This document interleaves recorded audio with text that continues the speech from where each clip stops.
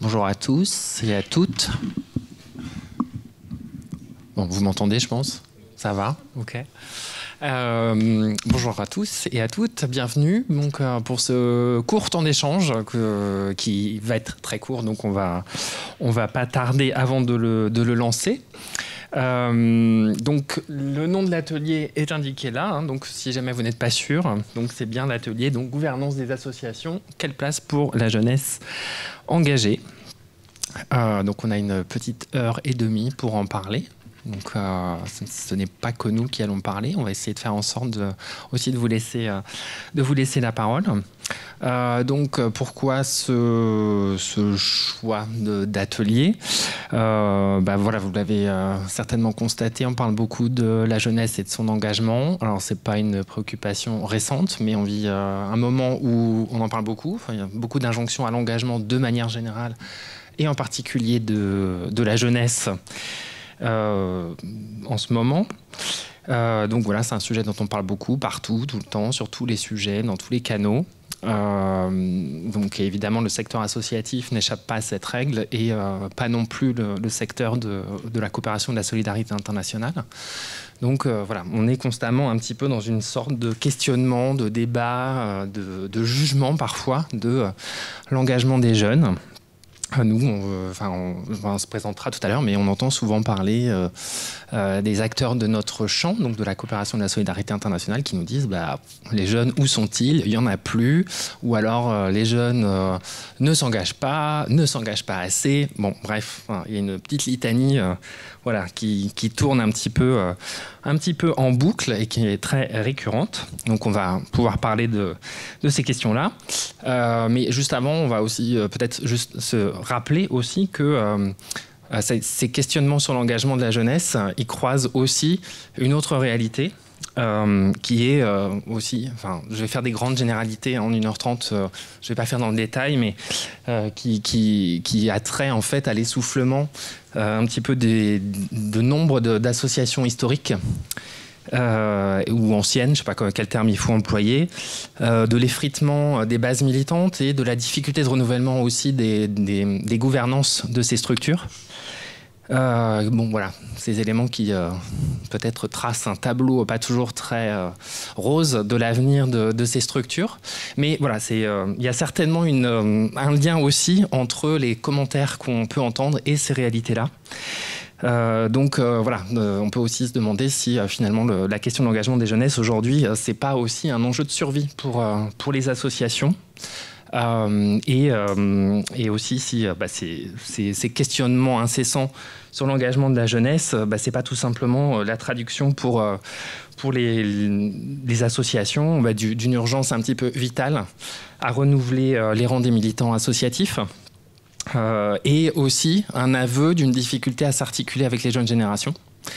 Peut-être une certaine méconnaissance de ces générations, de comment elles fonctionnent, de ce qu'elles veulent, voilà, toutes ces questions qui entrent en ligne de compte aussi dans la génération de ces commentaires réguliers sur le sujet.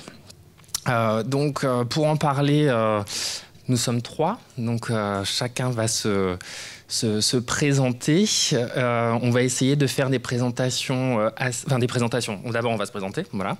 Et ensuite, des interventions assez courtes, relativement courtes, pour aussi avoir des temps d'échange avec vous et essayer de garder aussi à la fin un petit temps d'échange aussi parce que on n'est pas les détenteurs d'un savoir absolu, hein. Chacun part de là où il est. Et donc, ce qu'on va dire gagne vraiment à être croisé avec votre vécu, vos perceptions, vos expériences. Et c'est aussi ce que nous, on vient chercher aujourd'hui. C'est pas juste de raconter nos vies, c'est vraiment de pouvoir être dans cet échange avec vous. Voilà. Du coup, je vais demander à... Ah, je me présente peut-être, oui, en effet. Donc moi, je suis Julien Puissant, donc je suis chargé de mission à Resacop.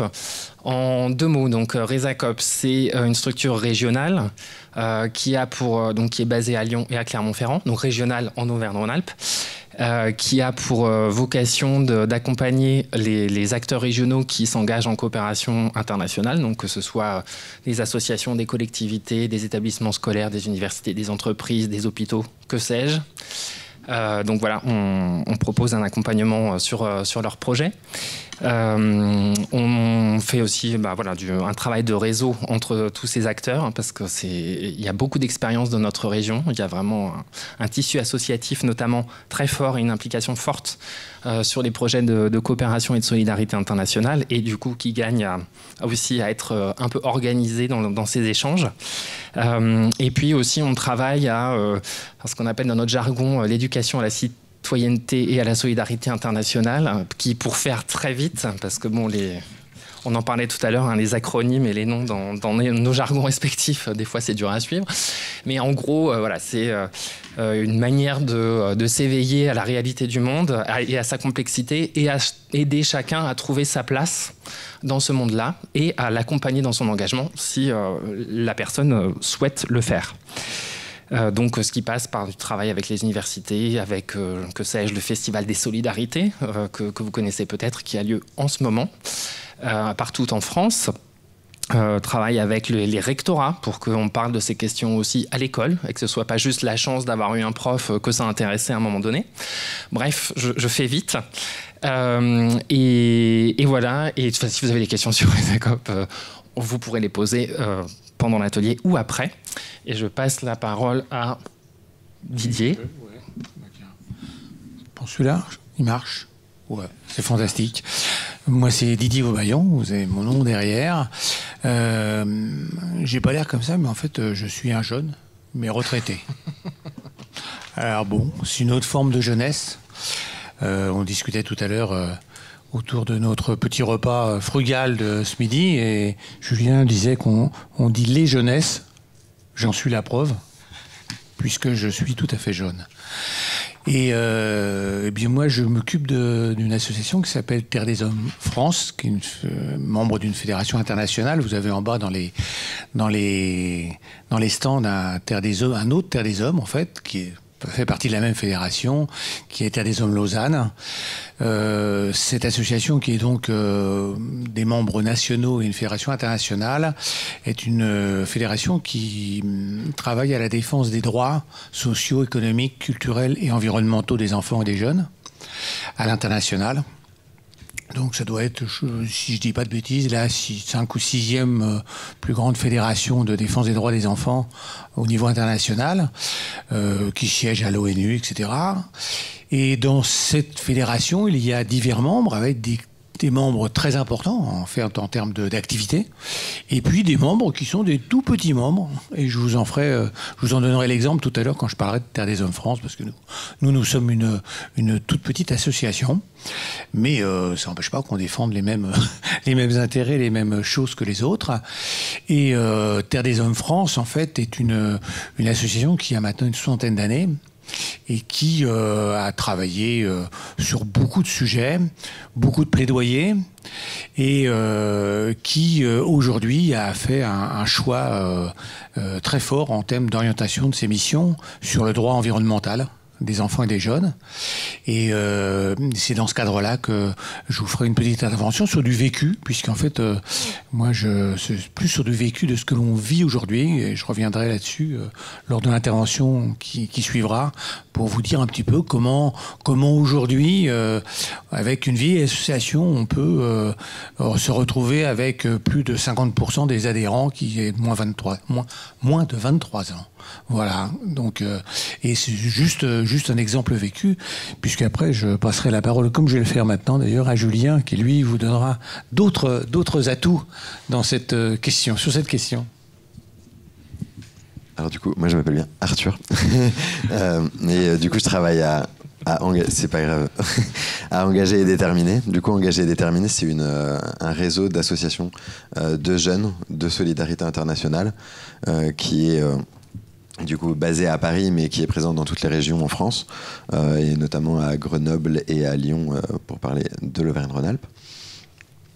Et du coup, nous, notre mission, c'est d'accompagner les associations de jeunes, et principalement, en général, les associations étudiantes, mais pas que, à monter leurs projets, à gérer leur asso, du coup des projets, ça peut être des projets de CSI, donc d'éducation à la citoyenneté, à la solidarité internationale, dont Julien a parlé. Ça peut être aussi des actions de solidarité internationale plus générale, les termes classiques développement et humanitaire, on essaye d'éviter d'employer pour notre part, mais plutôt pour les regrouper dans une approche de solidarité internationale. Et à AED, je coordonne un projet un peu particulier qui s'appelle Place aux jeunes, qui est un projet qui accompagne non pas les assos de jeunes à monter leur projet, mais qui accompagne des assos plutôt anciennes, historiques.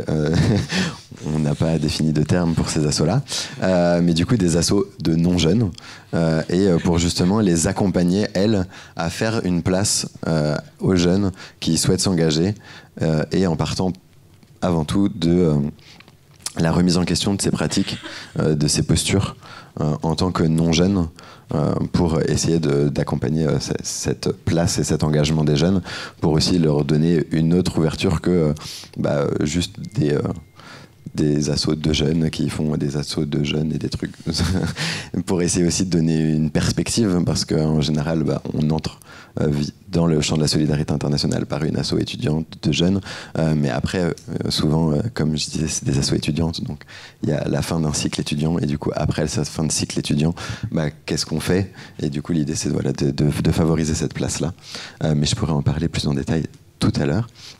Juste avant de commencer nos interventions, on se demandait juste à main levée, si c'est possible, qui se considère jeune ici, dans la salle.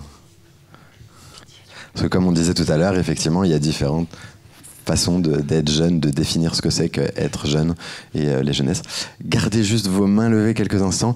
Du coup, qui parmi les jeunes ici sont engagés dans une association ? À titre bénévole et dans la gouvernance de leur association. Gouvernance, CA, bureau. Ok. Bon, du coup, nous, on va parler principalement de comment on accompagne ce renforcement de cette place des jeunes, mais du coup là l'idée c'était de montrer et visibiliser qu'il y a plusieurs façons d'être engagé dans une association. Ça peut être professionnel, ça peut être bénévole, ça peut être dans le bureau, ça peut être pas dans le bureau, donc il y a différents espaces et on va essayer de parler de tout ça maintenant, et je donne la parole à Julien. Merci. Merci à tous les deux. Donc moi je vais juste pour démarrer à titre de proposition de contextualisation, mais ce n'en est pas vraiment une, mais bon, c'est au moins pour partir de quelque chose. Juste vous parler des résultats d'une étude qu'à Resacop on a réalisée il y a quelques temps maintenant. Merci. Et du coup, comme je ne vais pas en parler beaucoup par rapport au contenu, vous pourrez, ceux qui ont le smartphone qui va bien, vous pourrez aller voir le contenu de l'étude dans sa totalité sur le site internet de Resacop qui est derrière moi. Donc cette étude, elle a été réalisée il y a maintenant 2 ans dans le cadre d'un projet européen qui s'appelle Mind Changers, et dont l'objectif était précisément d'essayer de voir comment mieux impliquer la jeunesse dans des actions de sensibilisation aux objectifs du développement durable. Ce projet européen avait été construit sur la prémisse que, alors ça part de sondages européens très complexes, mais en gros sur l'idée que les jeunes sont les jeunes et les jeunesses sont très informés des grandes problématiques globales, type changement climatique, etc. Mais ont du mal à passer de cette compréhension et de cette prise de conscience à l'action. C'était des sondages qui commencent maintenant vraiment à beaucoup dater, mais en tout cas c'est à partir de ça que ce projet s'est mis en place, et donc il souhaitait essayer de faciliter un petit peu le rapprochement entre des associations et des jeunes autour de ces questions de sensibilisation aux objectifs du développement durable. Donc une étude a été confiée dans les 6 pays qui font partie du projet à des équipes universitaires pour déjà, justement pour peut-être pas contredire, mais en tout cas pour essayer d'avoir des éléments peut-être un peu plus objectifs sur finalement est-ce que les jeunes s'engagent ou pas, enfin tout ce truc un peu qui revenait régulièrement. Et donc voilà, cette étude elle a été réalisée dans les 6 pays. Le résultat est là, donc évidemment je ne vais pas le prendre dans le détail, mais voilà, ça donne à un moment donné, c'est une étude parmi d'autres, hein, parce que l'engagement des jeunes suscite énormément d'études. Si c'est un sujet qui vous intéresse sur Internet, vous allez trouver des tas d'études là-dessus. Donc ça, c'est une étude en plus qui est très spécifique. Hein.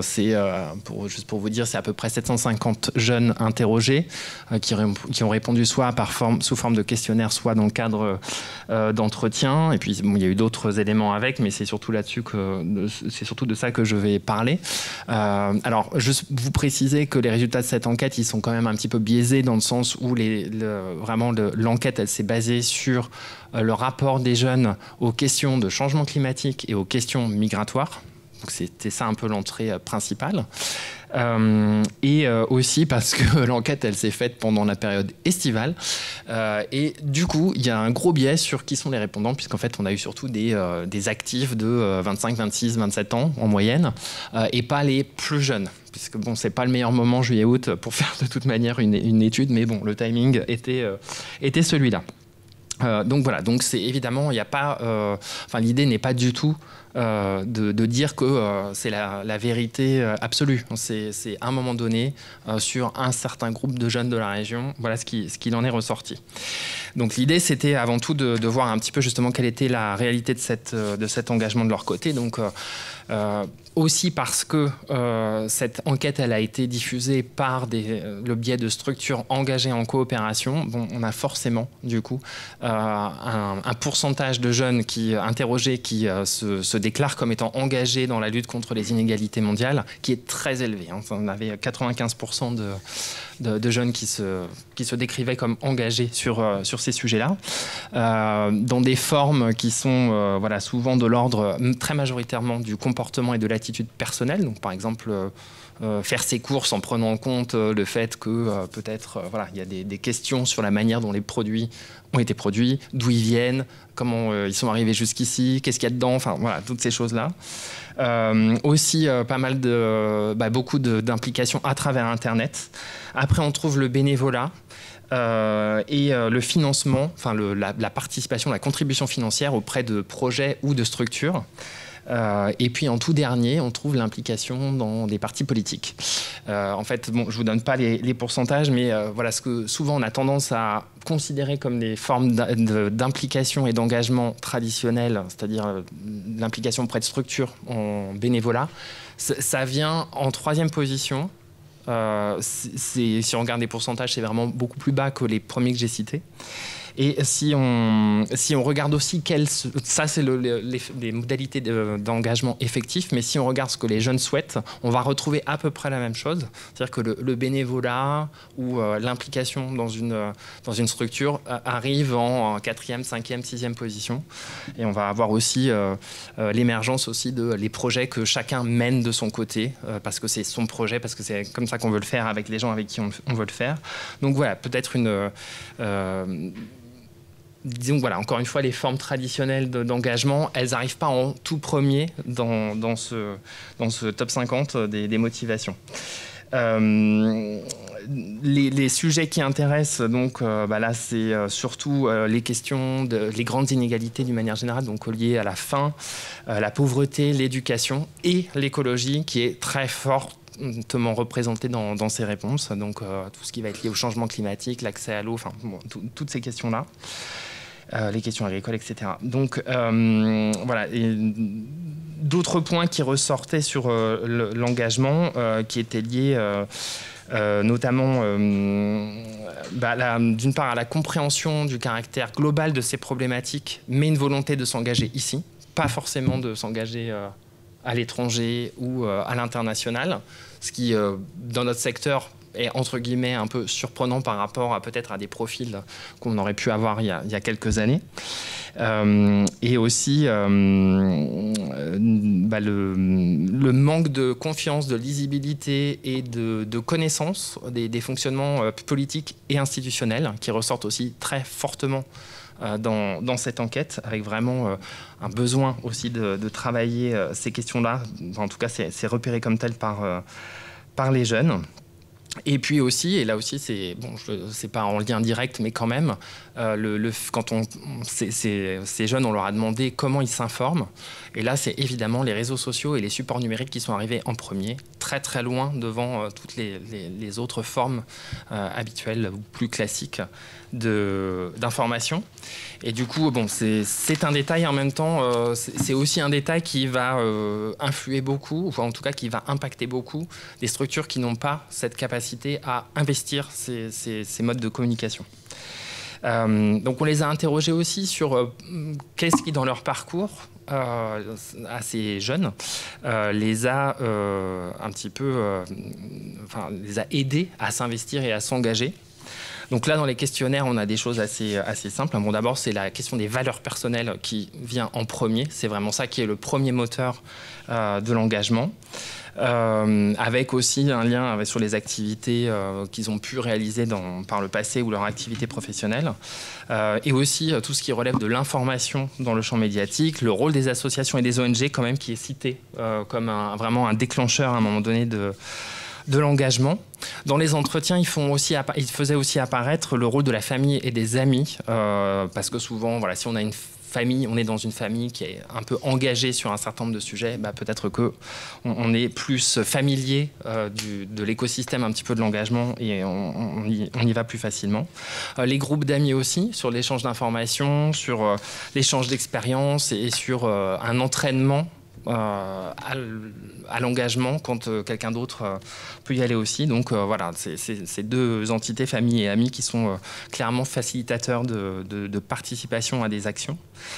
Tout le lien avec le champ éducatif qui ne ressort pas dans les questionnaires mais qui ressort dans les entretiens, c'est-à-dire ce que je disais tout à l'heure, à un moment donné, des jeunes qui ont pu participer à des projets d'éducation au développement durable ou à la solidarité internationale dans leur établissement scolaire, très souvent ça fait son chemin et à un moment donné, hop, ça ressort. Et c'est vraiment sur des parcours d'engagement, ça revient comme des éléments déclencheurs importants. Donc aussi pour dire que le champ éducatif et scolaire, c'est aussi quelque chose qui est important dans l'émergence de ces parcours d'engagement des jeunes. Voilà. Après, il y a d'autres choses, des espaces d'échange, l'existence ou pas d'espaces d'échange et de rencontres entre les jeunes, mais aussi avec les acteurs qui s'impliquent en coopération et solidarité internationale. C'est aussi un élément déterminant. Les expériences de mobilité internationale, c'est souvent, on va faire un stage à l'étranger ou alors il y a un voyage avec l'école, que sais-je, et hop, souvent, c'est a posteriori, c'est identifié comme un déclencheur, un élément déclencheur important. Aussi les expériences de responsabilisation, c'est-à-dire d'avoir eu la chance d'avoir été mis en situation de prendre des responsabilités dans un projet autour de ces sujets-là. Alors à l'inverse, du côté des freins, du coup, on va retrouver à peu près la même chose, mais à l'envers. Donc, très souvent, ce qui est perçu comme un manque d'activité organisée autour de ces sujets-là, que ce soit dans le milieu scolaire ou dans le milieu de la formation ou chez soi, donc qui peut relever à la fois soit d'un manque d'information sur ce qui existe en termes d'opportunités de s'engager localement, qui peut aussi renvoyer finalement à une certaine rigidité dans le sens où souvent il y a des instances aujourd'hui dans les établissements scolaires pour que les jeunes puissent proposer des choses, mais est-ce que l'institution est réellement en capacité de les écouter et d'en faire quelque chose? C'est évidemment une autre question. Après, donc aussi ce qui est cité, c'est aussi le besoin d'un soutien, alors qu'il soit financier, qu'il soit technique, de comment on fait à un moment donné quand on a une idée pour en faire un projet. Et là sont pointées notamment les autorités locales, qui ne sont pas forcément suffisamment aidantes du point de vue des jeunes qui ont été interrogés, mais aussi d'autres institutions locales. Aussi le sentiment d'incompétence parfois par rapport à un sujet, de se dire voilà, c'est trop compliqué, mais déjà, j'y comprends rien, 2, je ne sais pas comment faire, donc ça peut être décourageant à un moment donné. Après, dans les entretiens, globalement, la question principale, celle qui revient le plus, alors à part les questions des contraintes que vivent les jeunes, c'est-à-dire situation financière, le fait qu'on a des études, on est débordé de travail et du coup on n'a pas le temps de s'engager, qu'on est en précarité à plusieurs échelles, donc ça c'est vraiment un élément très c'est un gros frein. Mais sinon, c'est aussi la sensation de ne pas être écouté, qu'on ne renvoie pas de reconnaissance aux jeunes par rapport à leurs idées, par rapport à ce qu'ils souhaitent, par rapport à leurs projets. Le manque de soutien sur le plan institutionnel, le manque d'accueil dans les espaces de participation, que ce soit des espaces dédiés aux jeunes ou que ce soit dans des structures, que ce soit les autorités locales, la mairie, que sais-je, ou même des associations. C'est le sentiment de ne pas être à sa place quand on entre dans ces lieux préexistants. Donc voilà, je pense que j'ai déjà explosé mon temps, certainement. Donc je vais m'arrêter là. Non, ça va. Non, mais bon. Ok. Et voilà. Et du coup, alors j'en rajoute un puisque j'ai le temps. Juste aussi le besoin d'être accompagné, c'est-à-dire que les jeunes, en tout cas ceux qui ont répondu à cette enquête-là, ils mettent pas dos à dos les jeunes et les non-jeunes. Il y a quand même le souhait d'avoir un accompagnement par des gens plus aguerris, qui ont de l'expérience, qui ont du réseau, qui connaissent les territoires, qui connaissent les problématiques. Donc c'est pas juste on n'en veut pas, mais comment on arrive à travailler avec eux pour aussi bénéficier de ce retour d'expérience, de ces compétences, de ces liens, pour nos propres projets à nous. Voilà. Donc voilà, d'une manière générale, donc pour faire très bref, les jeunes qui ont répondu, donc, ils s'engagent fortement, ils ont vraiment envie de s'engager encore et encore plus, mais pas à n'importe quelle condition. Donc, à part les questions que, comme je disais tout à l'heure, d'être en capacité personnelle d'investir du temps sur des projets ou sur des activités portées par soi ou par d'autres, c'est vraiment la nécessité de trouver une place où on peut le faire. C'est-à-dire, est-ce qu'on se la crée ou est-ce qu'on va se la chercher ailleurs? Mais si on va se la chercher ailleurs dans des cadres qui existent déjà, des associations existantes, etc., du coup, ça renvoie aussi à la responsabilité de ces organisations d'accueillir cette envie d'investissement et d'engagement des jeunes, de bien prendre en compte leur situation, parce que, voilà, on a tous des âges différents, mais voilà, moi quand j'étais jeune, les problématiques de la jeunesse, c'était pas les mêmes que celles de la problématique, celles des jeunesses d'aujourd'hui. Donc c'est aussi une minute restante, merci. J'ai fini. Et voilà. Et donc du coup, il y a aussi, ça renvoie la balle quand même aussi pas mal aux acteurs qui sont engagés et qui pourraient travailler avec les jeunes sur comment jouer cette articulation au mieux. J'étais trop long, j'espère vaguement clair, mais sinon on pourra en reparler de toute manière. Là, je vous ai fait la version ultra rapide et simplifiée. Il y a beaucoup plus de choses dans le document que je vous invite à lire quand vous aurez le temps. Voilà.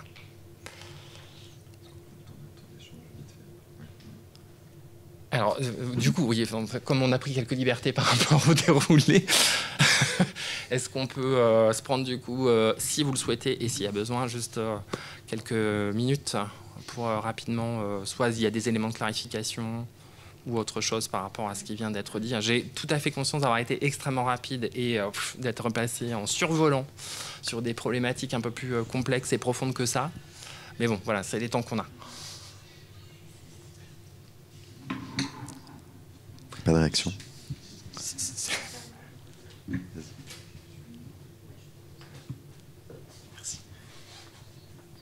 Je voulais revenir juste sur la précarité.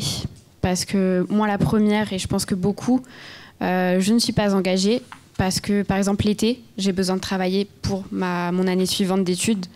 Et je voulais revenir sur ça parce que c'est vrai que c'est un frein et pour beaucoup d'étudiants.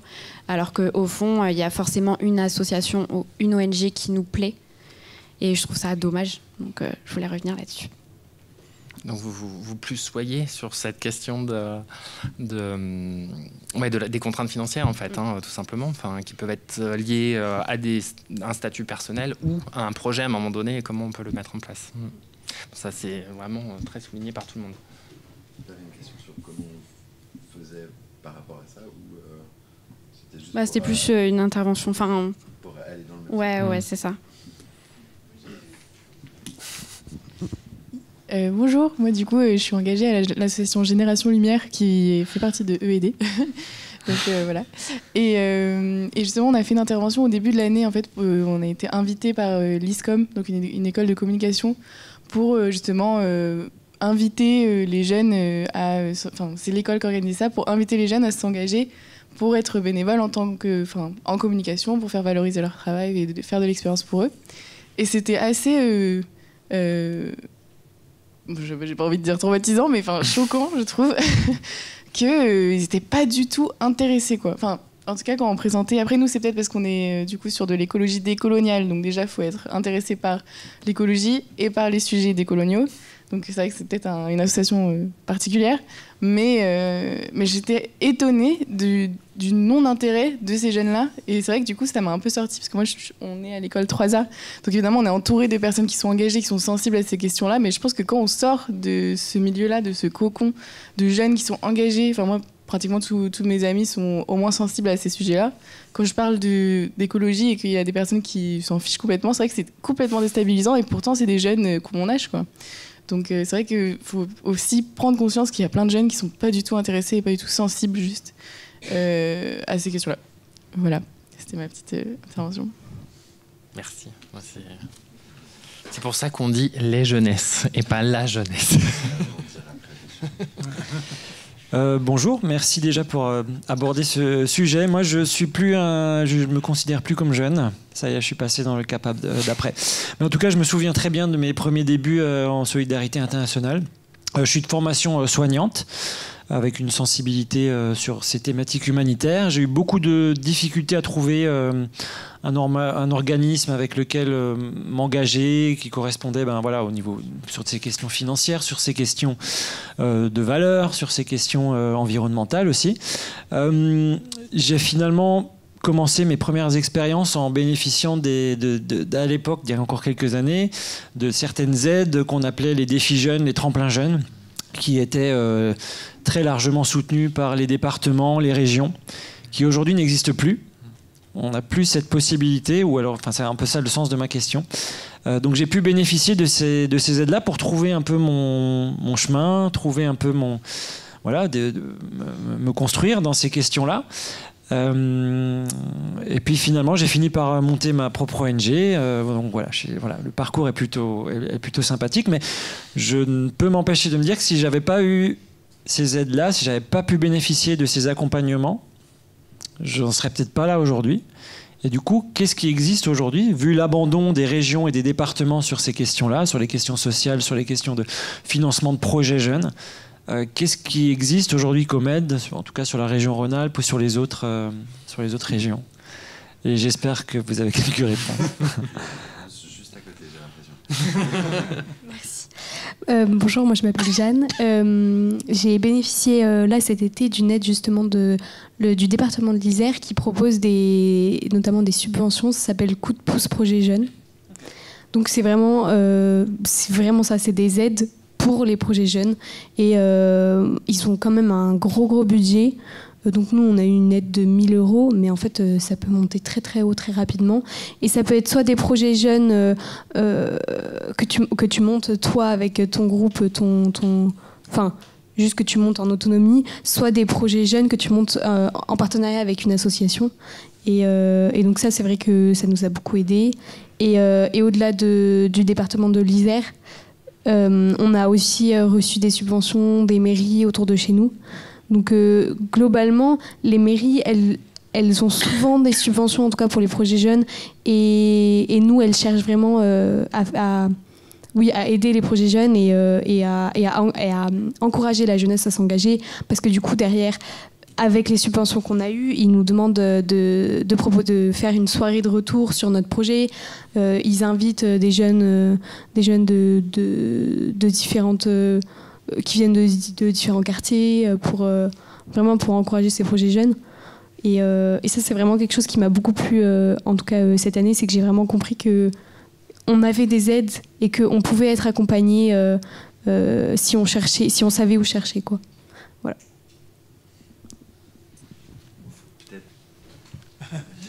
Notez vos questions parce qu'on va peut-être pas avoir le temps de prendre des questions aussi longuement à chaque fois. Et du coup, la prochaine fois, on va peut-être, après l'intervention de Didier, prendre que 5 minutes.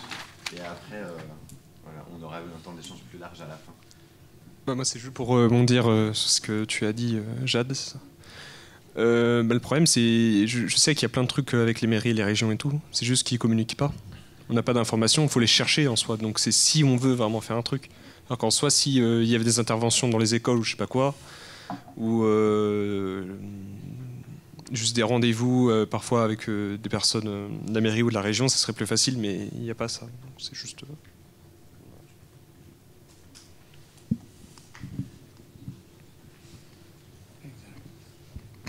Peut-être juste sur ce sujet-là, les aides et les dispositifs de financement et d'appui au projet et d'engagement des jeunes, c'est bien que ça existe. Ça ne pallie pas l'intégralité du problème de la précarité des jeunes, parce que souvent ça finance des projets, ça finance pas le temps passé dessus, ça finance pas le non-emploi que ça génère quand on est obligé typiquement de partir sur un projet international en été alors qu'on est obligé de travailler pour pouvoir financer ses études. Et aussi une grosse partie des dispositifs dont tu parlais ont été refusionnés, arrangés en grande partie parce que la façon dont ils étaient donnés et dispensés, je ne sais pas si c'est mieux, je ne connais pas du tout la façon dont ça fonctionne actuellement, mais en grande partie parce qu'il y avait des énormes discriminations dans la façon dont c'était distribué. Et en fait, finalement, ça ne servait qu'une jeunesse, mais je reviendrai tout à l'heure sur la diversité des jeunesses. Et du coup, je vous laisse la parole à...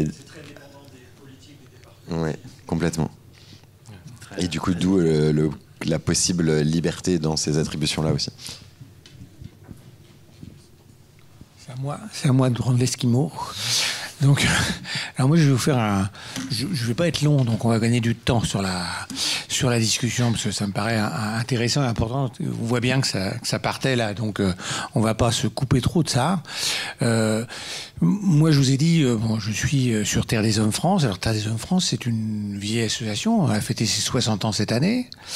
Une association qui a des parrains historiques régionaux très forts, puisque son fondateur, c'est Edmond Kayser, qui était franco-suisse et qui était sur Lausanne et sur Paris, qui était un cardiologue et qui, en fait, a commencé avec des interventions auprès des jeunes au départ de l'adoption, en fait, dans le système de fin de colonisation de la France en particulier, puis après beaucoup sur tout ce qui était lié à des opérations en cardiologie importantes qui nécessitaient pour des enfants de pays du tiers-monde de venir dans des pays européens en particulier pour pouvoir être opérés avec des familles d'accueil qui suivaient en fait les post-opératoires des enfants avant qu'ils retournent dans leur pays d'origine.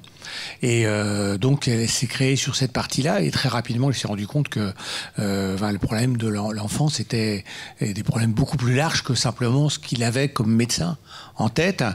Et il a obtenu l'aval d'une personne qui était à ce moment-là très connue, que quand je cite à des gens de moins de 50 ans ne connaissent absolument pas, qui est un écrivain très connu français qui s'appelle Bernard Clavel. Bernard Clavel est un autodidacte qui vient du Jura et qui a écrit beaucoup de bouquins sur la vie rurale, etc. Enfin, sur les gens, comme on disait dans le temps. Il écrivait sur les gens. Et cet homme a pris en amitié, ils se sont pris en amitié. Ils ont beaucoup travaillé, beaucoup en Asie. Et Bernard Clavel a écrit un bouquin dont il a reversé les droits d'auteur à Terre des Hommes International, qui s'appelle Le Massacre des Innocents. Et si un jour vous avez envie de pleurer, il faut lire ce livre. Voilà. C'est un livre très dur et qui a été, il a été pris il a été Goncourt, je crois. Il a eu le Goncourt, Bernard Clavel, et c'est un livre en fait où on ne cite jamais, où il ne cite jamais Terre des Hommes parce que Edmond Kayser l'avait refusé, mais où en fait il parle de cette ONG et de ce qu'il a vécu en allant dans des pays d'Asie. Et qu'il relie en fait à Massacre des Innocents, à un thème biblique. Voilà, donc ça c'était pour vous citer une institution, Terre des Hommes, un gros truc quoi, un truc bien ancré dans la 4e et début de 5e République. Voilà, on est vraiment dans ce schéma-là.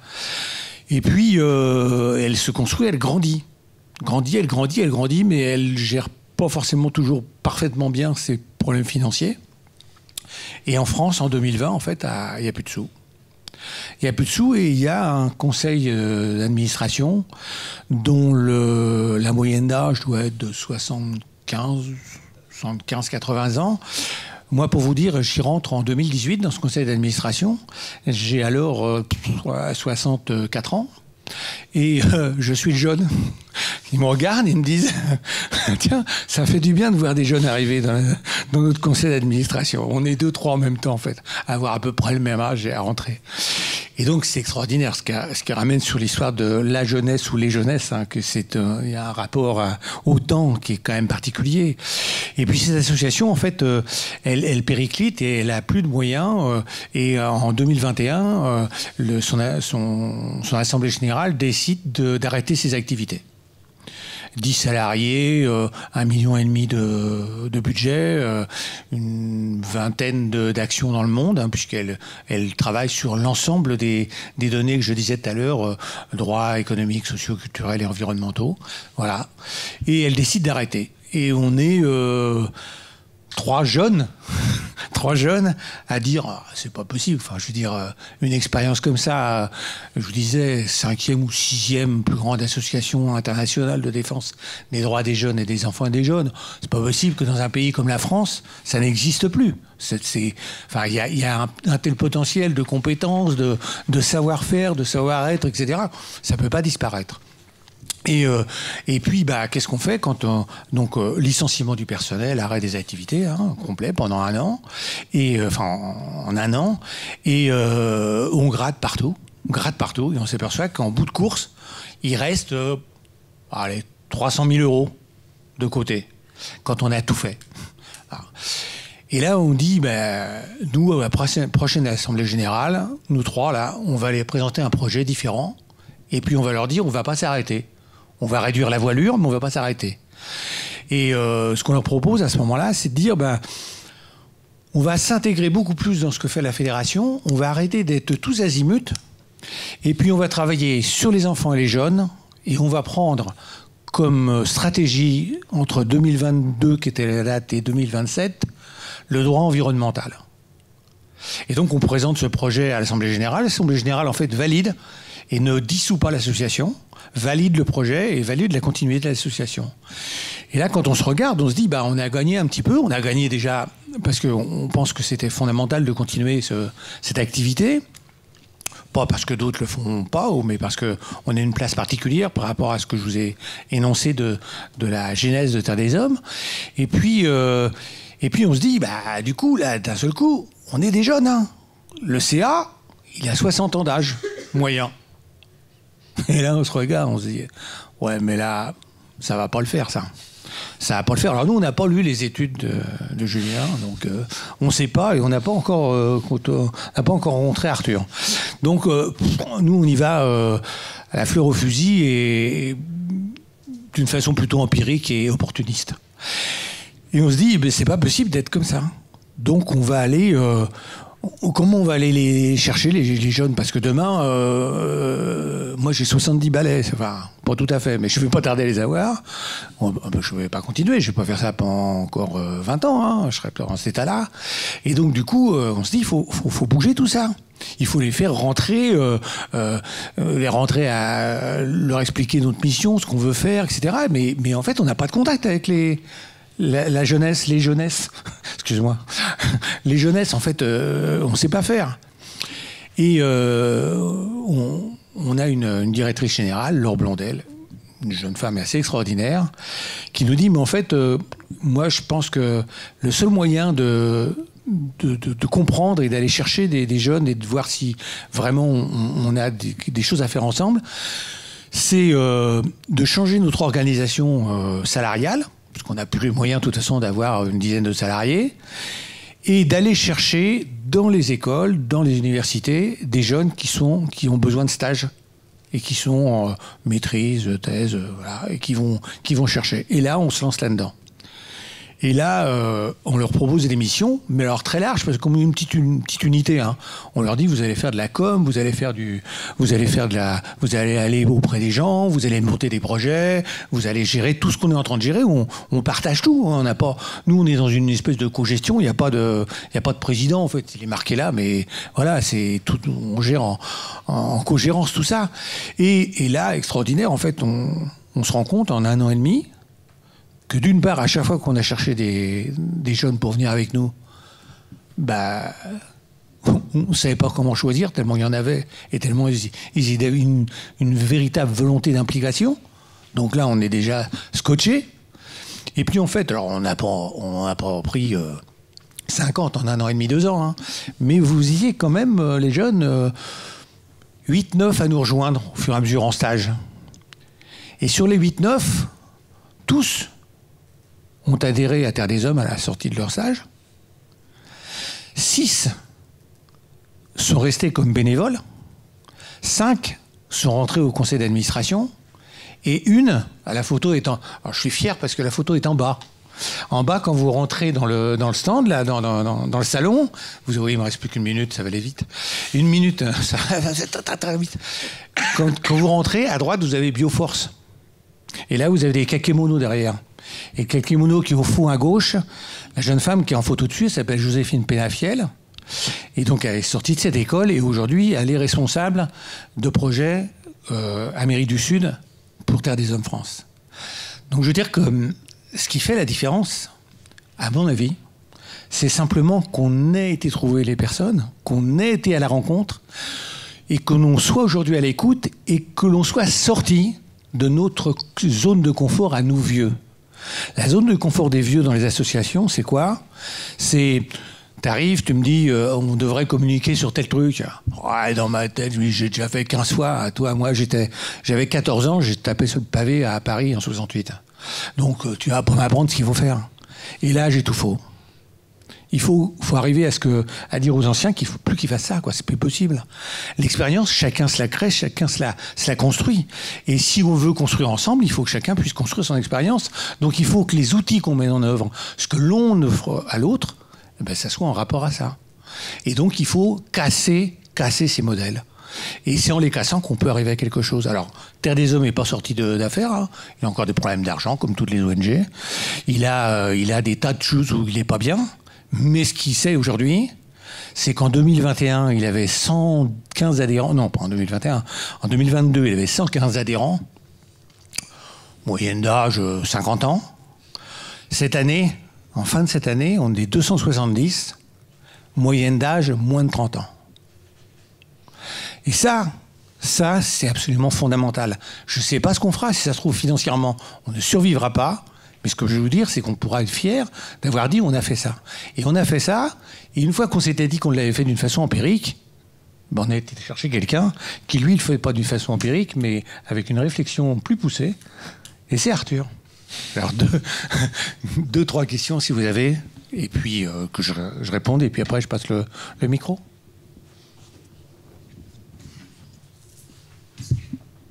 Il y a des réactions?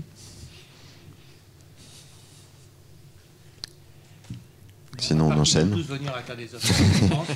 Du coup, les bulletins d'adhésion seront à récupérer à la sortie. Alors, du coup, c'est pas moi qui sont venus chercher, mais c'est l'accompagnement qui est proposé dans le cadre de Place aux Jeunes. Du coup, le Place aux Jeunes, c'est le projet dont je vous parlais tout à l'heure, que je coordonne, et qui accompagne les orgas de solidarité internationale à faire cette place pour les jeunes, en partant du principe qu'il faut d'abord échanger avec des orgas de jeunes et de jeunesse pour s'informer sur comment on travaille avec les jeunes, par les jeunes. Et construire ensemble des outils pour voilà, mettre en place ces nouvelles pratiques au sein de nos organisations. Du coup, là, j'ai mis des trucs un peu techniques, mais on s'en fout un peu. L'idée, c'est de dire surtout que c'est un assemblage d'organisations de solidarité internationale et ce qu'on appelle classiquement des AGEP, associations de jeunesse et d'éducation populaire. Parce que du coup, les outils d'éducation populaire sont beaucoup utilisés pour favoriser cette place des jeunes et aussi ce dialogue intergénérationnel.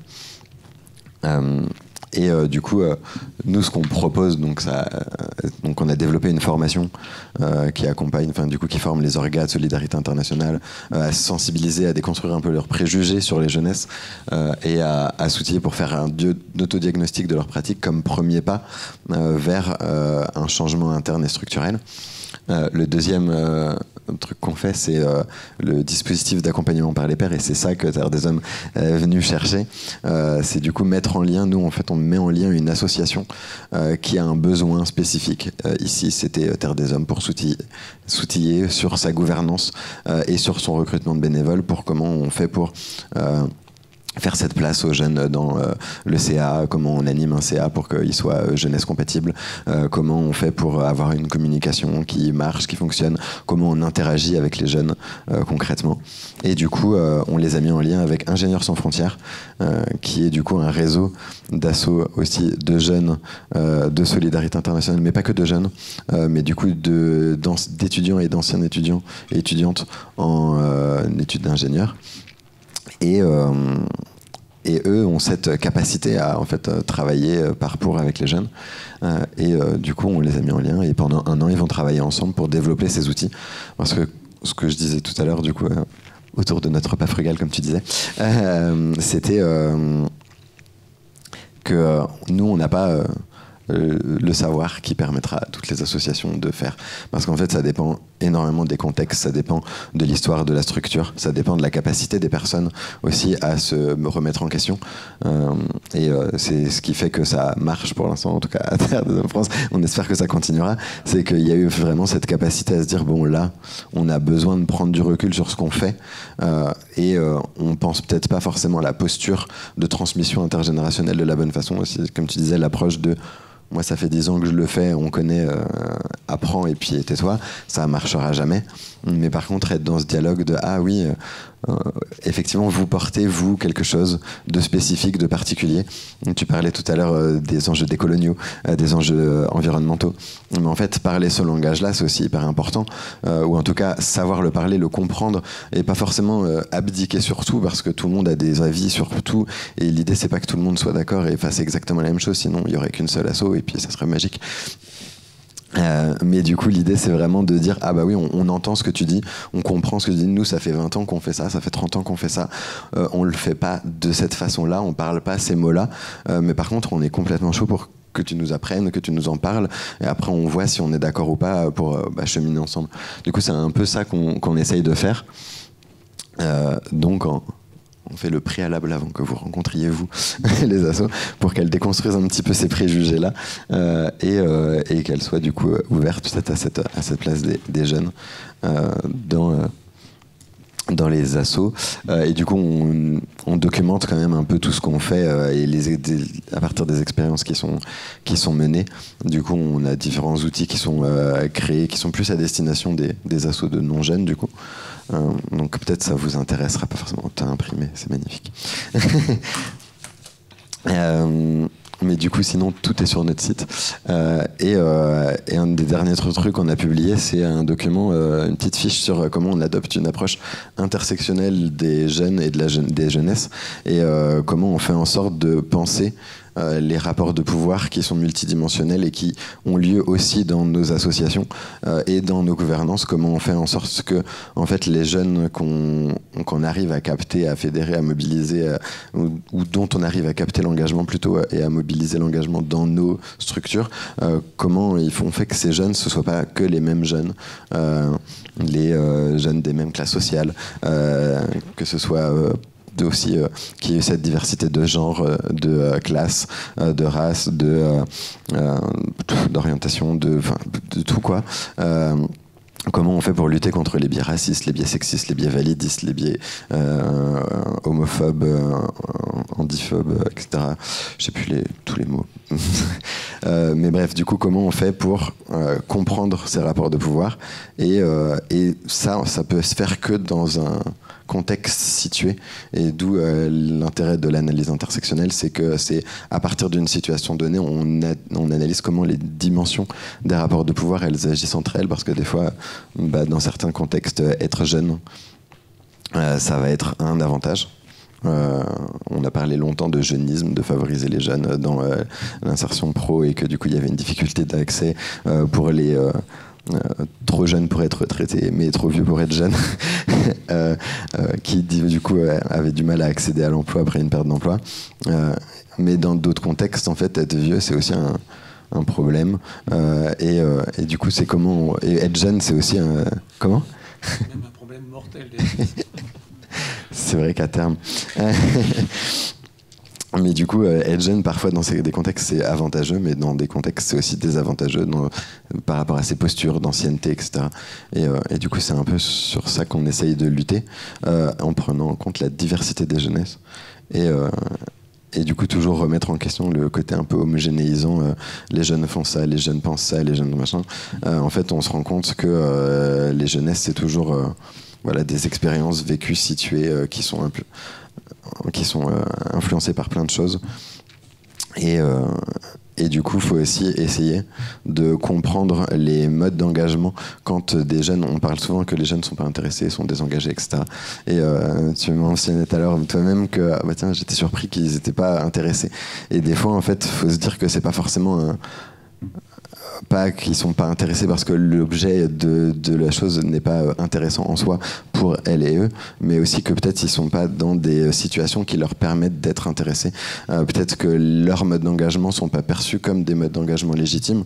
Ça a été très longtemps le cas quand on a appelé, on parlait beaucoup du problème, parce que les jeunesses sont beaucoup construits autour de problèmes qui ont été attribués aux jeunesses, et du coup les jeunes des banlieues, en fait, on voyait pas leur mode d'engagement, parce que pour les gens, être engagé politiquement, c'était voter, c'était s'engager dans une association. Sauf que voter, c'était voter pour potentiellement, quand on est racisé, voter pour des racistes, du coup, bof.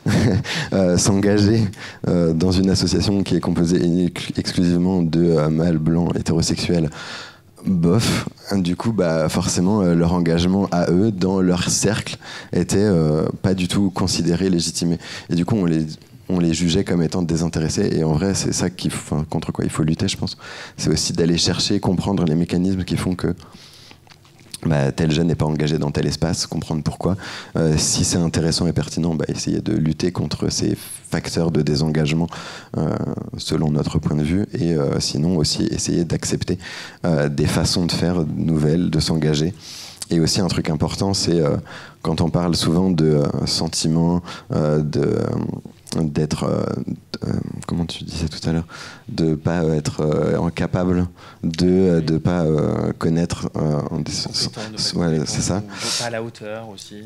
Souvent, ça, c'est aussi beaucoup dû au fait qu'on laisse pas du tout le droit à l'erreur et à l'expérimentation dans tous nos espaces. Et c'est normal de se construire en tant que jeune, en expérimentant, en testant des trucs, en se trompant parfois. Et en fait, c'est aussi souvent ça qu'il faut banaliser, ce droit à expérimenter et à se tromper. Et je pense que ça peut être aussi un bon levier pour essayer d'enlever ce sentiment d'incompétence. Voilà. J'ai beaucoup parlé à côté de ce qu'on fait. Mais si ça vous fait réagir, et là du coup on va échanger un peu plus librement jusqu'à la fin, qui est dans 20 minutes, c'est ça ?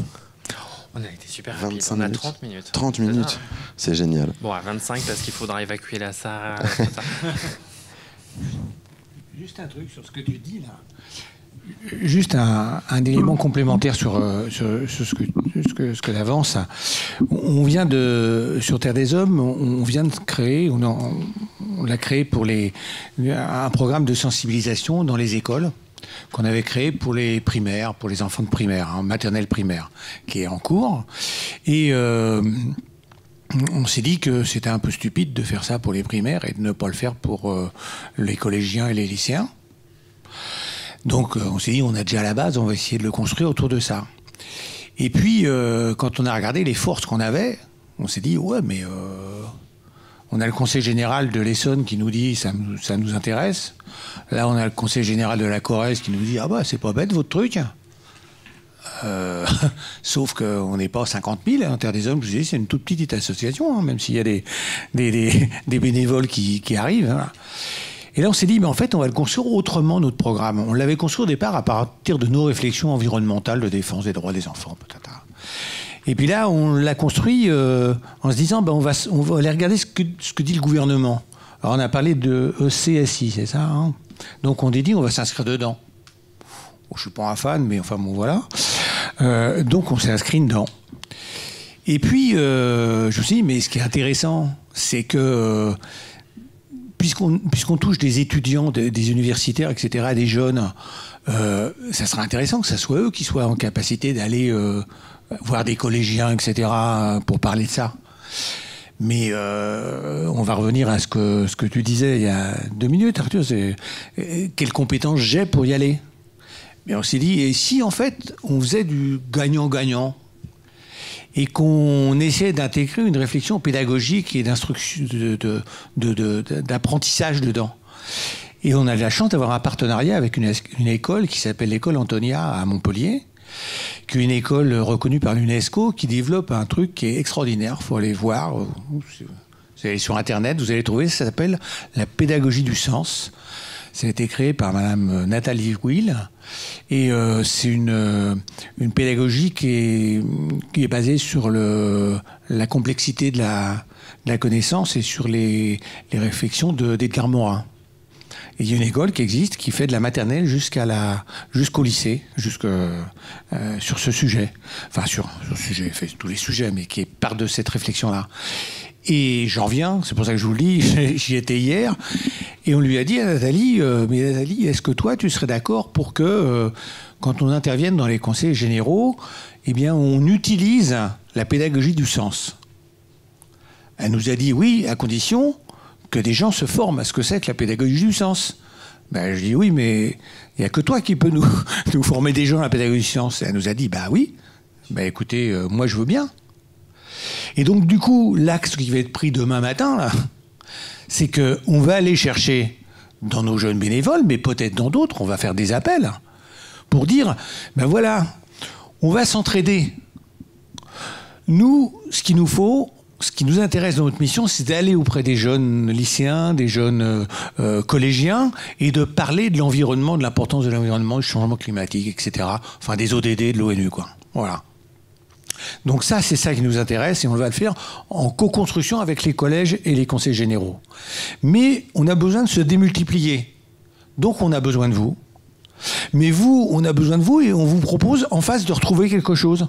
C'est-à-dire qu'à la sortie, non seulement vous nous aurez aidé, non seulement vous aurez fait un truc intéressant dans un cadre, voilà, je ne reviens pas dessus, mais en plus, vous allez pouvoir vous former à quelque chose, si ça vous intéresse, qui s'appelle la pédagogie du sens, et peut-être que dans votre parcours professionnel plus tard, ou étudiant aujourd'hui, ça peut être quelque chose qui vous intéresse.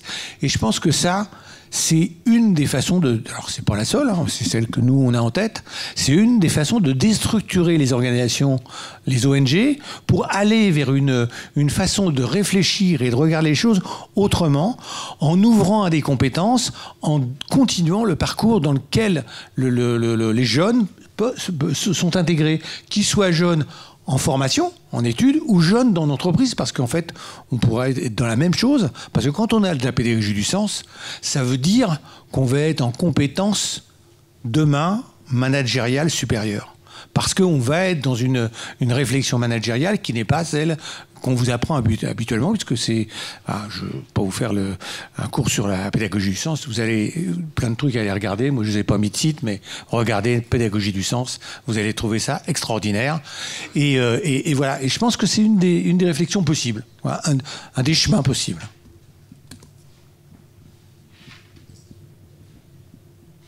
Est-ce qu'il y avait des... J'ai cassé l'ambiance.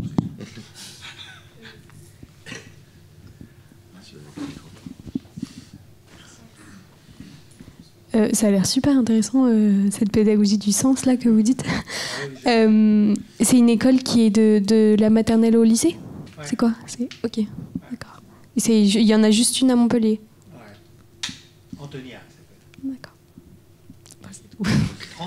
36 nationalités d'enfants, 12 nationalités de professeurs. Et le bilinguisme du système. Donc c'est, ouais, ça repose sur des piliers, mais on pourra en parler un peu après. Mais voilà, c'est très intéressant. Mais moi, ce qui me semble intéressant, c'est l'échange, vous voyez. C'est de se dire à quoi ça peut servir à l'autre de faire ça. Ça sert à Terre des Hommes, on comprend bien. Puisque c'est, mais comment ça sert à celui qui va le porter?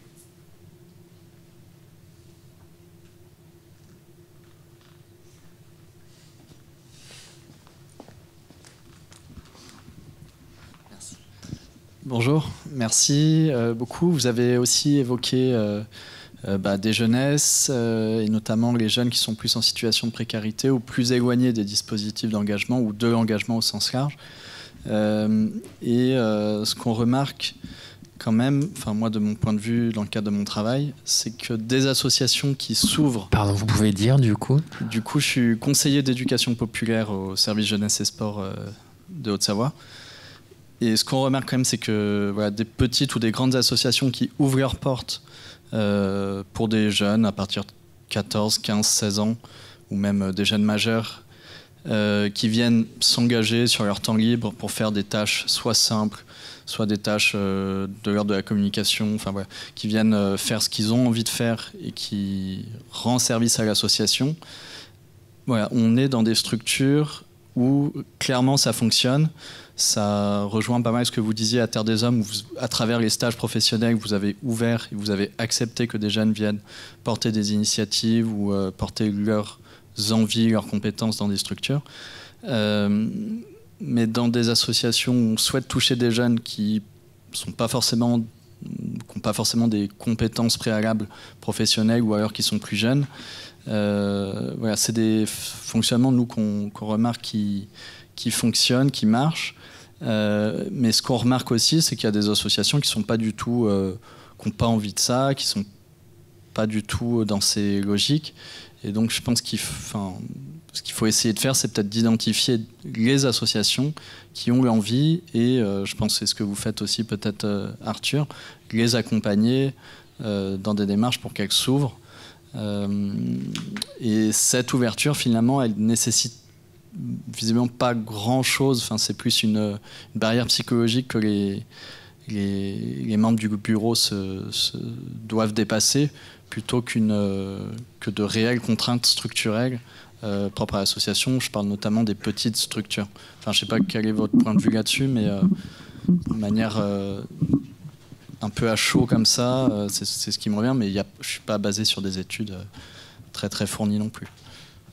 Je ne vais pas forcément répondre directement à la question, mais en fait, on est en train de mener en Auvergne-Rhône-Alpes et en Provence-Alpes-Côte d'Azur une enquête sur justement les besoins et les compétences et les besoins d'accompagnement et les potentielles compétences d'accompagnement des orgas de jeunesse, d'EducPop et de Solidarité Internationale pour essayer de mettre en place ces dispositifs d'accompagnement entre pairs sur ces deux territoires-là. Du coup, c'est le petit QR code qui est en haut à droite. Je ne sais pas si les PowerPoint vont être partagés à un moment donné, mais peut-être. Sinon, je peux aussi envoyer. Ça peut être intéressant parce que du coup, nous, ce qui nous intéresse, c'est aussi de connaître ce que font les orgas sur le territoire et partir de ça, plutôt que de venir avec des solutions pré-pensées. Mais du coup, ça ne répond pas à ta question. Mais c'est peut-être un outil pour y répondre à terme. Je voulais juste dire par rapport au QR code, moi je l'ai scanné et ça m'a envoyé, mais ça m'a envoyé au format administrateur et du coup pas au format je peux répondre. Mais voilà, donc peut-être. Ok, ne scannez pas. Et je vais envoyer un mail directement. Merci. Non mais après c'est peut-être juste moi, hein, je sais pas. Non, je pense pas. C'est ça la communication. Oui, on est très très compétents. Merci d'avoir testé. Ouais, c'est juste pour revenir. Vous avez parlé qu'il y a des associations qui veulent pas des jeunes, mais moi, de ce que j'ai vécu dans mon association, c'est que ça veut des jeunes entre guillemets, parce que je suis à Esport Cancer dans Lyon.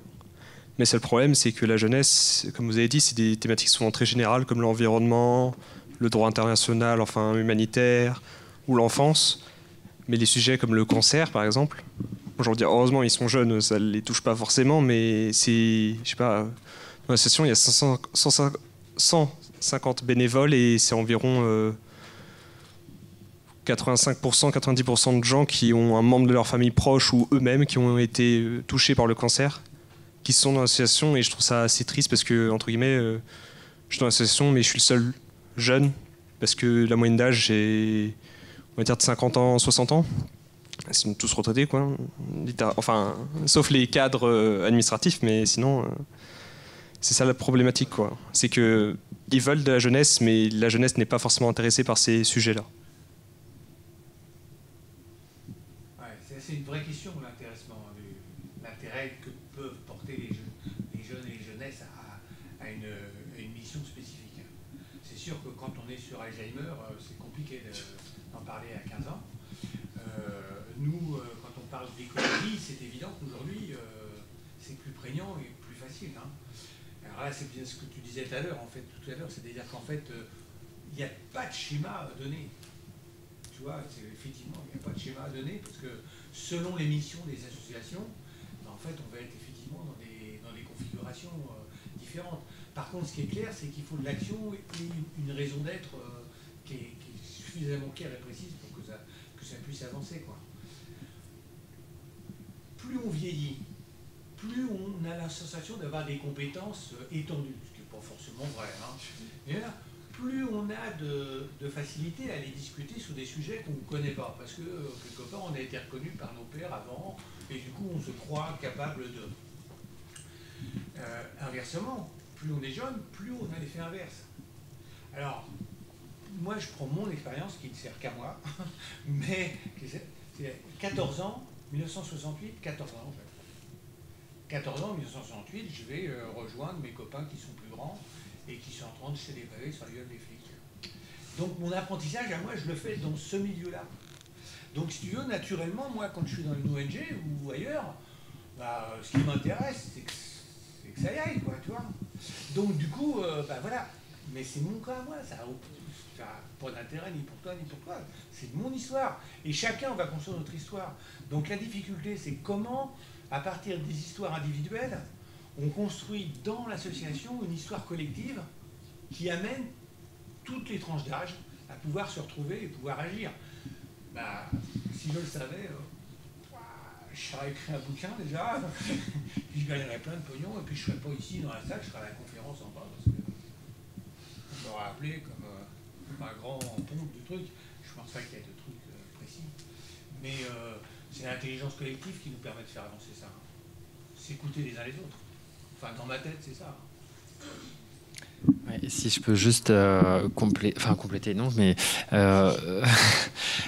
bon, là, vous prenez l'exemple d'une cause très spécifique, peut-être que voilà, quand on est très jeune, on n'a pas forcément envie d'aller sur ces sujets-là, et alors qu'ils sont tout à fait intéressants, légitimes, et que voilà, sans la vie associative sur ces sujets-là, on serait bien loin de ce qu'on peut faire aujourd'hui là-dessus. Néanmoins, même dans les associations de solidarité internationale ou dans les associations qui ont un objet un peu en lien avec l'écologie ou l'environnement, c'est pas aussi facile que ça. C'est-à-dire, oui, c'est des sujets qui portent. Cela dit, après, de la même manière que chaque personne est différente, chaque structure est aussi différente. Et voilà, on va trouver des structures où, par exemple, vous dites que vous êtes le jeune de l'association. Il y a beaucoup de jeunes, quand ils voient qu'ils vont être le seul jeune de l'association, ils y vont pas, en fait. Parce que, voilà, pour tout un tas de raisons, ça peut être un petit peu intimidant, ça peut être... on va dire, si on va un peu vite, ça peut être pas très fun de se dire je vais être juste bon. Et après, parce qu'on peut avoir des représentations sur la manière dont un groupe de plus de X années ça fonctionne, etc. Mais en fait, ce que vous dites, je reviens en fait à la première question que vous avez posée sur les associations, elles veulent des jeunes, mais voilà. Et ça, c'est vraiment, nous, c'est ce qu'on entend tout le temps. Et en fait. Et du coup, avec souvent le sous-texte que je disais au début, mais de toute façon, les jeunes, ils s'en foutent, ils sont pas là, ils s'engagent plus. Bon. Mais en fait, voilà, c'est à un moment donné aussi, c'est de trouver. Arthur aura certainement plus de choses à dire là-dessus que moi, mais pas de panique. Mais c'est aussi comment finalement cette interculturalité entre les générations, elle se fait à un moment donné. C'est-à-dire que, on peut pas penser des actions pour ou avec les jeunes sans jeunes. Et c'est ça aussi, en fait, c'est comment on arrive à un moment donné à trouver la bonne porte d'entrée. Et là, il n'y a pas de recette miracle, hein, c'est chaque contexte et chaque structure est différent. On arrive à trouver l'entrée pour, à un moment donné, avoir suffisamment d'input, entre guillemets, de jeunes pour co-construire ensemble là-dessus et en faire quelque chose qui va être à la fois parlant pour le CA ou la gouvernance ou les bénévoles un peu habituels et des nouvelles générations qui vont pouvoir se retrouver autour d'activités qui ont du sens pour tout le monde, qui prennent en compte à la fois les besoins de l'association, mais aussi les envies, les aspirations, les manières de travailler, de penser des jeunes. Mais il faut cette première entrée. Et c'est pour ça que je trouve que ce qui est proposé par Place aux jeunes et engagés et déterminés, c'est vraiment intéressant. C'est justement de se dire, mais en fait, comme on disait tout à l'heure, si la recette miracle, elle existait, on aurait déjà fait un best-seller avec et il n'y aurait plus de problème.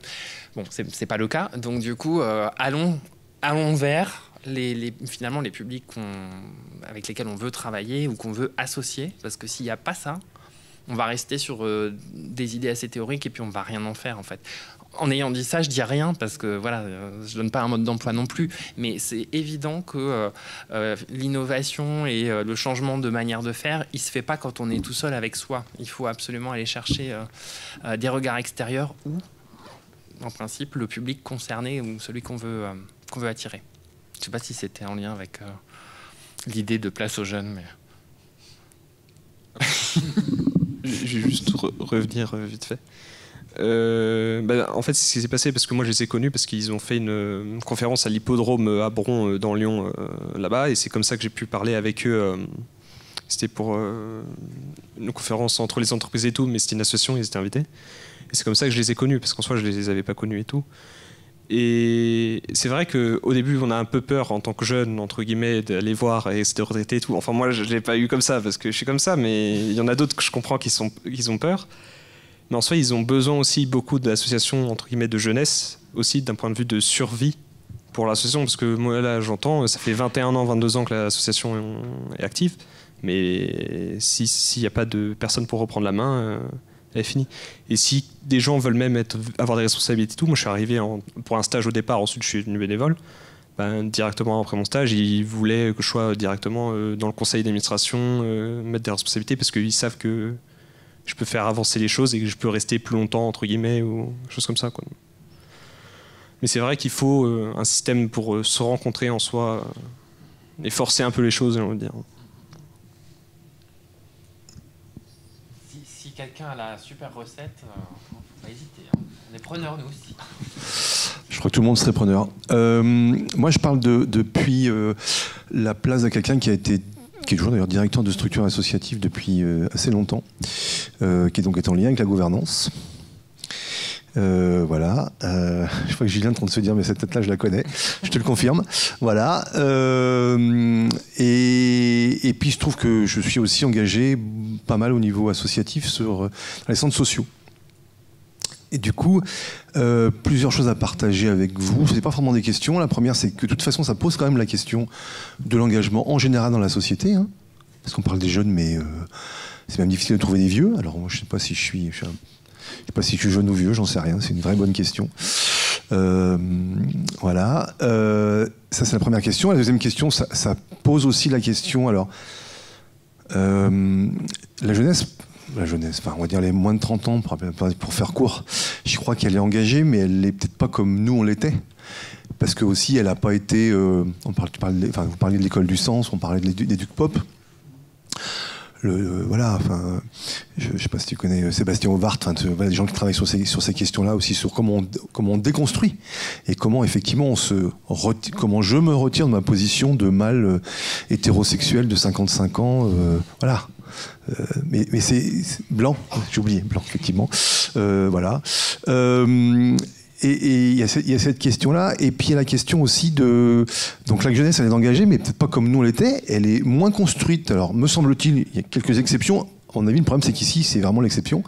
Elle est moins construite politiquement qu'elle a pu l'être, donc elle est moins engagée, ou elle l'est engagée différemment. C'est-à-dire que moi, j'ai des enfants qui sont de votre génération, une de mes filles est passée par 3A, donc je vois bien de quoi je parle. Et ils sont engagés, mais ils sont engagés chez Alternatiba, ils sont engagés dans l'agroécologie, ils sont engagés, voilà. Si demain je lui dis tiens, rejoins le CA du centre social d'à côté de chez toi, elle me dira non.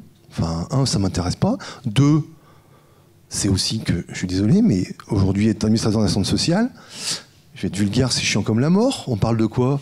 On parle de finances, on parle de ressources humaines, on parle de trucs, moi ça me fait pas lever le matin. Enfin si, ça me fait lever, mais pas eux, et je peux le comprendre. Il y a ça aussi la question, c'est ça aussi la question. Et puis moi je suis super content de voir que Place aux Jeunes existe, puis je prendrai le temps d'en discuter parce que sur Rhône-Alpes, c'est une vraie question je pense. Donc ça m'intéresse aussi par où vous êtes passé en termes de récupérer de l'information. Il y a aussi la question de se retrouver à 20 ou 25 ans dans un cénacle où la moyenne d'âge est effectivement de 50. Bon, déjà, faut pas être seul, parce que sinon, rapidement. Et puis, honnêtement, les sujets, ils sont... Voilà, c'est pas très intéressant. Donc, il y a toutes ces questions-là, en fait, qu'il faut travailler. Moi, je suis super content, honnêtement, je découvre ça. Et voilà, par exemple, sur les centres sociaux, c'est une vraie question qu'on se pose. Et même si la volonté existe, si tant est qu'elle existe vraiment, et ça, je m'interroge même pour moi, c'est un petit côté vélitaire, quand même. Oui, il faut qu'il y ait des jeunes, mais en fait, non. Quelle place on leur fait quelles paroles on leur donne vraiment, comment est-ce qu'on est en capacité d'écouter ce qu'ils ont à nous dire. Et puis ça fonctionne pas de la même manière. Hein. Enfin voilà, c'est comme ça, c'est la réalité, comme on fonctionne pas comme nos parents. Voilà. Donc voilà, mais c'est qu'est-ce qu'on a envie de leur proposer, quoi. Enfin, qu'est-ce que nous, anciens, avons envie de leur proposer. Pour la réponse pratico-pratique sur l'enquête, c'est Rezakop qui coordonne ça en Auvergne-Rhône-Alpes avec nous. Du coup, si vous avez reçu les mailing lists, les newsletters de Rezakop, normalement l'enquête est dessus. Et du coup, cette fois-ci, normalement, j'espère que c'est le bon lien et pas un lien administrateur. Après, sur les questions des modalités d'engagement et sur les différences entre générations, il faut savoir que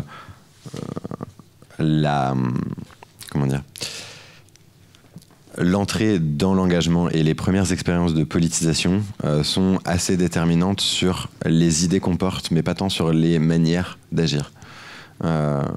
Du coup, effectivement, quelqu'un qui, dans sa jeunesse, aura bloqué son lycée, lancé des pavés sur les flics ou autre, je dis pas que je recommande de faire ces choses-là. Vu qu'on est enregistré, je préfère préciser. Ça implique pas forcément qu'on va pas s'engager 30 ans plus tard dans une association au sein d'un CA, pour reprendre tes mots, chien à mourir.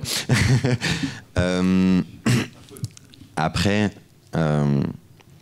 globalement, ce qu'on observe, c'est que dans les modes d'agir et dans cette diversité des modes d'action, la jeunesse la jeunesse comme catégorie d'âge, pas comme diversité de personnes, de tout temps a toujours été très diverse et très dans l'expérimentation. Donc en fait, dire les jeunes d'aujourd'hui agissent pas comme les jeunes d'avant, c'est pas tout à fait vrai dans le sens où en fait dans les deux périodes les jeunes expérimentaient différents modes d'agir. C'est juste que ceux que vous rencontriez à l'époque n'étaient pas ceux que vous rencontrez aujourd'hui, mais des modalités d'action comme Alternativa à Paris, Alternativa de manière générale existaient et existera toujours, comme il y avait des CH à mourir et il y en aura toujours.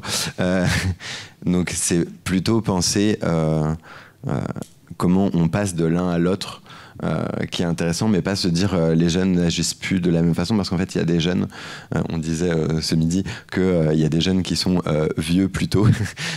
C'est juste du coup une façon de dire qu'il y a des jeunes qui sont tout à fait disposés à faire des CA de 5 heures en relisant des notes. C'est juste qu'on sait quel jeune c'est aussi. Est-ce que c'est les jeunes qu'on veut uniquement mobiliser? Ça c'est autre chose. Et je me suis un peu perdu en route. Et du coup, j'ai oublié les autres questions, mais je te laisse parce que tu as le micro dans la main et on n'a plus que 3 minutes. Et on pourra en reparler. Bon, du coup, je vais plus parler de mon expérience personnelle, mais pour comprendre pourquoi est-ce que une grande partie de la jeunesse se mobilise pas dans les associations, il faut comprendre ce que veut la jeunesse. Et moi, de mon entourage, dans notre esprit, on est dans une position qui est on ne sait pas si on aura d'avenir, en fait. Et Et s'engager dans une association comme le cancer, par exemple, qui est extrêmement important, on est d'accord, mais qui n'est pas notre préoccupation la plus importante. Pour nous, si je dois faire un peu un top, en haut, on a l'écologie, la pauvreté et est-ce qu'on aura un travail, tout simplement, enfin, qu'est-ce qu'on veut pour l'avenir. Donc, il y a ça aussi. Après, on n'aime pas trop tout ce qui est administratif, tout ce qui est compliqué. et aussi, on aime bien les collectifs un peu horizontaux et pas forcément... En fait, on cherche une innovation comparée à avant. C'est pour ça qu'on a plus de mal à rejoindre des institutions un peu formelles, etc. Voilà. Et pour le coup, là, il y a plein de modalités de gouvernance qui existent, horizontales, qui sont super chouettes, qui existent depuis super longtemps.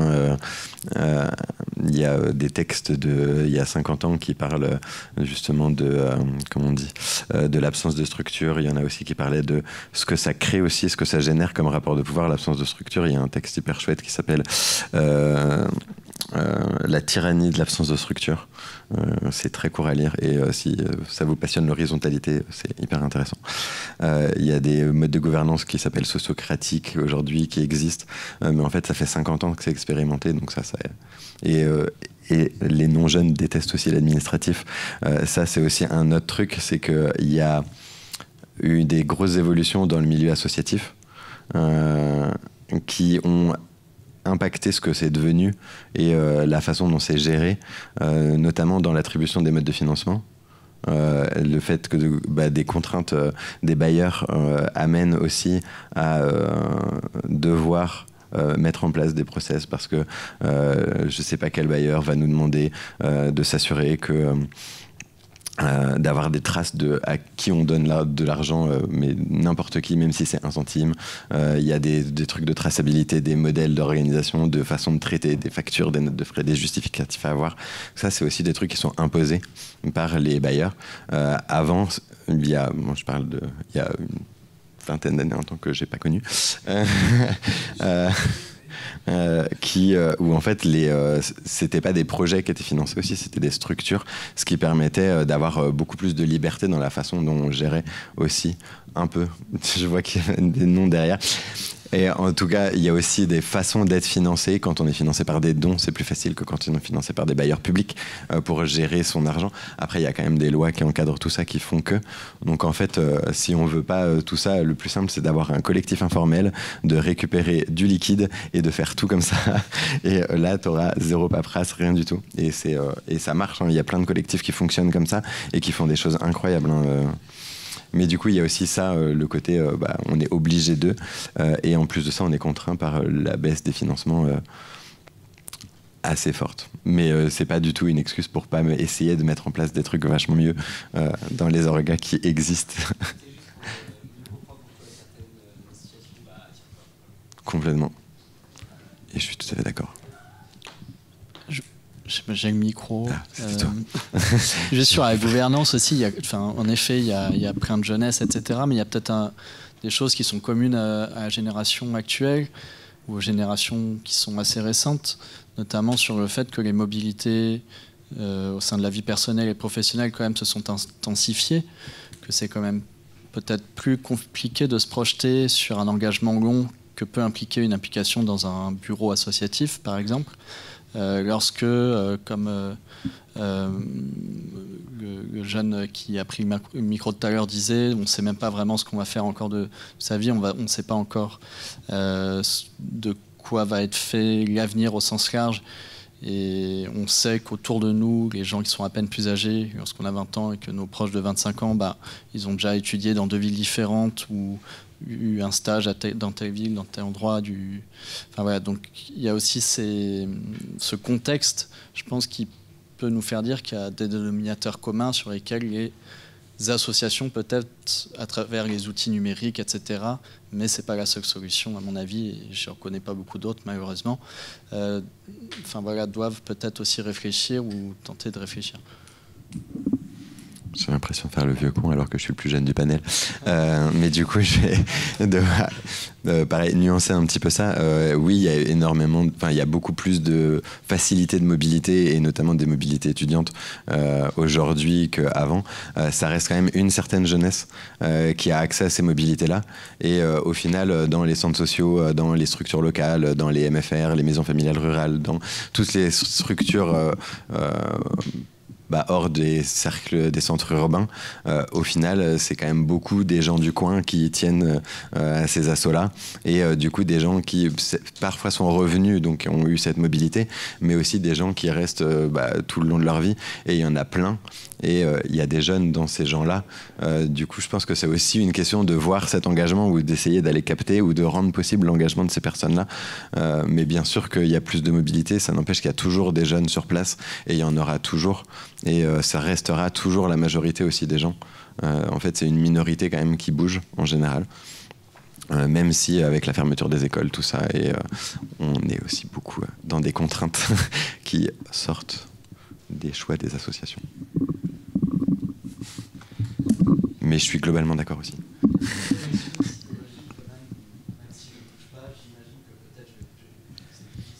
C'est possible. C'est possible. Je voulais juste... donc je suis une vieille et dans la gouvernance d'une vieille ONG, mais il y a plein d'ONG qui ont été créées il y a 30, 40 ans. À l'époque, on était jeunes. On était à l'horizon... Enfin, c'était horizon... Enfin, voilà, et puis il y a eu toute une histoire. Mais ce que je voulais dire, c'est que après, en fait, quand vous vous retrouvez vieille dans un groupe de jeunes, d'un côté, c'est sympathique. D'autre côté, vous demandez si vous êtes bien à votre place aussi. Hein. Donc finalement, vous savez, c'est quand on est un peu le mouton noir dans le troupeau blanc, quoi. Hein. Donc il faut s'accepter. Puis finalement, ça se passe bien. Enfin, je me suis pas encore fait virer. Donc et puis je voulais juste pour comme on arrive à la fin, vous encourager parce que il y a besoin de vous et vous trouvez votre place et il faut bousculer un peu les gens qui sont là et en fonction, même si vous n'avez pas beaucoup de temps, hein, en plus maintenant avec le numérique, vous pouvez faire pour une association des tas de choses à distance dont on a besoin et c'est important. Il ne faut pas hésiter, il ne faut pas se dire oui mais il va falloir que je cherche ceci, que je cherche cela. Non, sonnez à toutes les portes, vous allez bien trouver une ouverte. C'est sûr. Si je peux réagir aussi. Mais c'est un peu pour aller aussi dans ton sens. C'est qu'il y a... L'idée, c'est pas forcément que les jeunes prennent la place de tous les non-jeunes et du jour au lendemain. Je pense qu'une étape, et je pense qu'il faut aussi des assos de non-jeunes, et comme il existe des assos de jeunes, l'idée c'est aussi de renforcer de la coopération, de proposer des parcours d'engagement. Et parfois, les jeunes à aller chercher pour certaines assos de non-jeunes, c'est pas forcément des jeunes de 20 ans, c'est des jeunes de 40, 50, 60 ans. Et juste pour permettre cette continuité-là. Et aussi, je voulais finir par dire que les jeunesses sont la catégorie d'âge la plus engagée, largement devant les seniors depuis le Covid, même si c'est pas un truc dont on doit se réjouir. Du coup, on les encourage, mais ils le font déjà. Du coup, c'est déjà super chouette, voilà, qu'il y ait cet engagement qui existe. Bon, voilà, il y a déjà une nouvelle séance qui va démarrer dans 5 minutes, c'est ça? Donc du coup, pour ce qui nous concerne, on va s'arrêter là. D'abord, merci beaucoup à toutes et tous des échanges. Enfin, je pense qu'on a tous beaucoup appris. Enfin, en tout cas, moi, j'ai appris plein de choses grâce à vos différentes interventions. Donc déjà, merci pour ça. Évidemment, vous pouvez attraper les intervenants par la suite, si voilà, par non ou par la barbe, je ne sais pas, ça dépend. Et sinon voilà, même chose. Hein, si vous êtes là aujourd'hui, c'est qu'a priori vous avez un intérêt pour pour un engagement personnel quel qu'il soit. Donc évidemment, maintenez-le.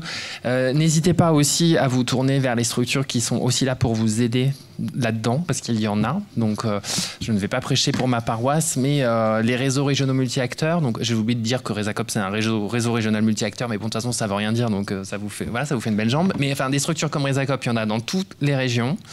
Donc n'hésitez pas à aller les rencontrer sur tout ce qu'on a évoqué, plus en lien avec la coopération et la solidarité internationale. Mais voilà, il y a vraiment beaucoup de ressources partout, sur tous les sujets. Il faut juste chercher un petit peu. Et une fois que vous avez la bonne porte d'entrée, c'est très aidant. Donc continuez, n'hésitez pas à vous adresser à d'autres, à travailler ensemble, bien sûr. Pour ce qui nous concerne, merci à vous deux. On s'en va, donc merci beaucoup. Pour ceux qui veulent adhérer à l'idée, vous pouvez parler à Génération Lumière, du coup. Voilà, merci beaucoup. Merci.